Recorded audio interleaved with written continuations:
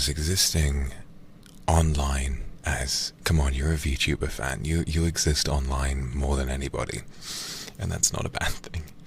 But when you do exist online, you're exposed to the lifestyles and the capacities, should I say, of an awful lot of different people. And what you might see often are maybe the social media accounts of people who have their lives more together than you do. If that might ring any bells. Perhaps it's someone who you know, maybe it's an influencer, whatever. Maybe if you're a male kindred, maybe you see a fitness account, and maybe the owner of that fitness account has a perfect body. It's one that you want. It's muscular, it's got low fat, and they seem to always be on top of things. They wake up early in the morning, at the crack of dawn, they work out every day, they always eat healthily, and they seem to cook for every single meal.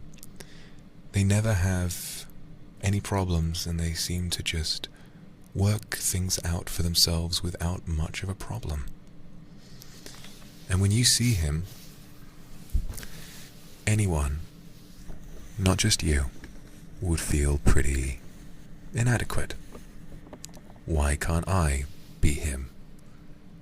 Why can't I be on top of things in the way that he is? Why can't I cook for every meal? Why do I feel tired every day? Why do I struggle to focus? Why is this? Why is that? And the truth is, had you not seen that account, and had you not worried about all of those different things, perhaps there might have been a part of you that didn't worry as much, or perhaps there would have been. The fact is, everyone on this planet is on a journey. Everyone wants to strive for something different than what they are, and the grass is always greener on the opposite side of the fence. That man whose account you look at and who makes you feel really jealous and inadequate has a journey of his own to go on. And he might struggle emotionally in ways you don't. He might struggle with other things. And maybe pushing himself to make all that healthy food and to work out that much, maybe that is therapy for him. And in that way, I'd like you to think about what therapy is for you. Because it doesn't need to be perfect. Therapy doesn't need to be what you think it is. Therapy can be anything. To me, therapy is a combination of self-care, friendships, and I think self-care is the main one. And perhaps to that person, fitness and so forth is their form of self-care. And I'd like you to think about what your form of self-care is. Is it taking long naps? Is it ordering food online? Is it watching your favorite VTuber? Wink.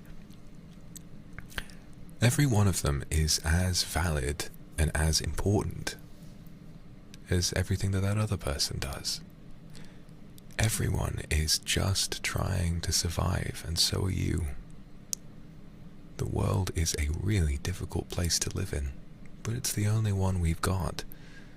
There are all sorts of different things that can attack you, all sorts of things that can make you feel down, and beyond that, sometimes you can be born with something that makes that experience even harder. Maybe you were born with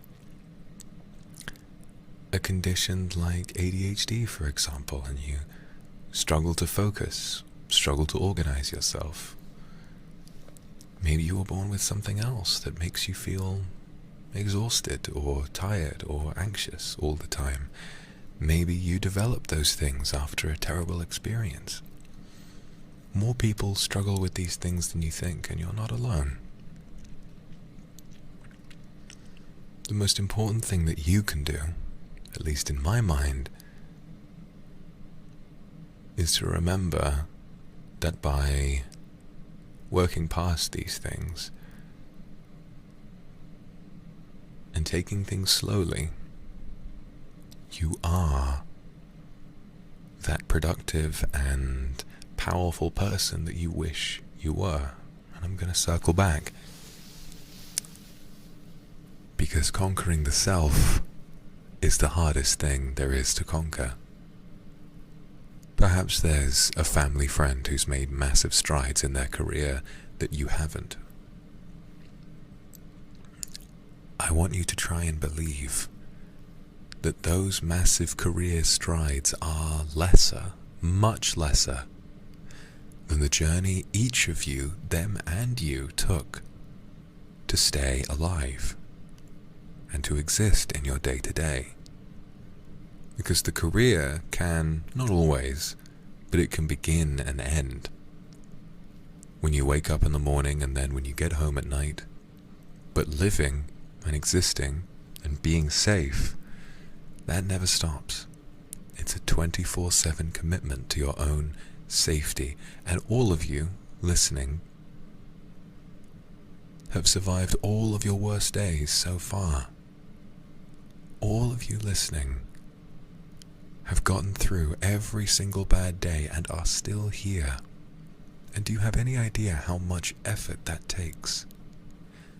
Every day you had to find, well, maybe not every day, but within reason, you've had to find things to eat. You've had to find something to drink. You've needed either to find a place to live, or you've been, God forbid, working hard enough to earn enough money to find a place to live. You've been dealing with the expectations of your family. You've been dealing with the requirements of maintaining your friendships.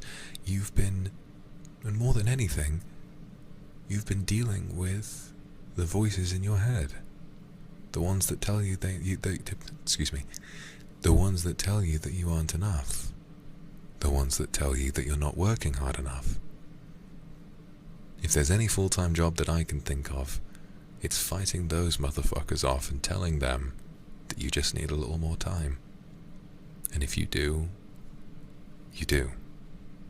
And that's okay. I think what I'd like to do is a little thought experiment. Think about what happens in your day-to-day life. What did you do today? Did you go to school? Did you go to work? Maybe university? Did you cook for yourself? Did you buy something for dinner? Did you have a hard time? Did you talk with your friends? Did you talk with your family?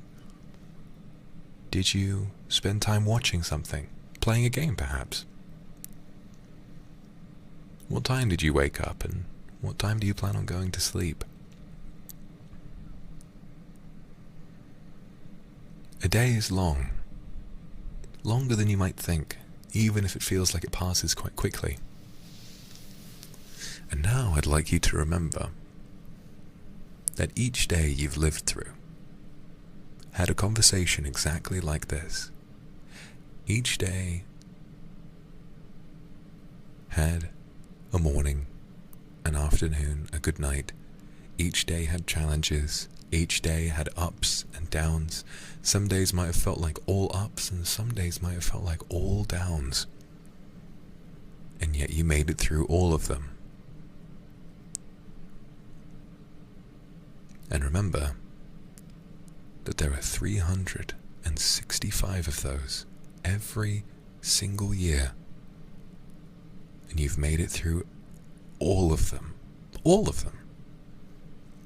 Every day, the world tried to take you down, and you didn't let it. Every day, the world tried to give you another reason to feel upset. Tried to give you another reason to give up. Tried to give you another reason to stop trying. But you didn't listen. Even if it didn't feel like you were actively defying anything, even if it didn't feel like you had intended to defy it, you did. You survived, and you won. And that is really, really special. So don't ever feel as though you're a failure. Because to me, the only failure that any of you could commit is to forget how proud I am of you. Even if all you did today was lie in bed. Perhaps you're depressed.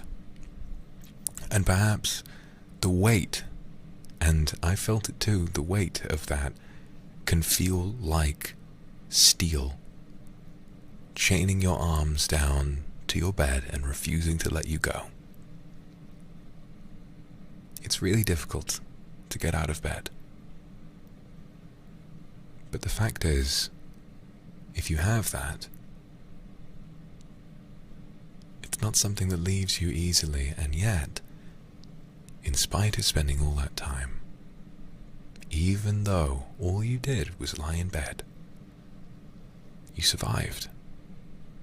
You made it to the next day, and each day is a chance to get out of bed.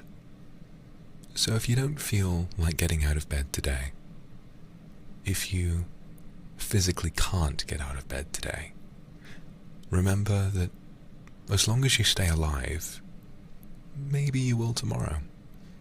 Maybe you will the day after. Maybe you will the day after that, or the day after that, or the day after that.